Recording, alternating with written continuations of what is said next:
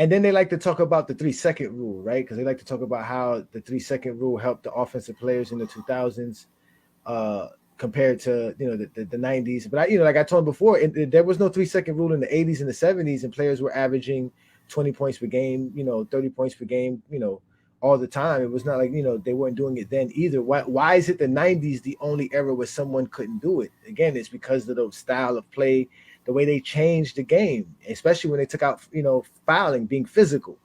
So now you have a bunch of physical players in the NBA who can't be physical and who are not skilled enough to actually, accomplish what they need to do. So being physical is not good enough. And here you go. Here you go. You have Michael Jordan, who's probably the most skilled player in the NBA at that time. He can do everything. You got Scottie Pippen. And then you have Scottie Pippen, the second most skilled player in the NBA at that time, can do everything on one team together. And then you add that, you add the pieces together, right? Because they were built before the 90s. They were built before the rule changes of the 90s that forced teams to keep players and all the rules that was put together like we talked about.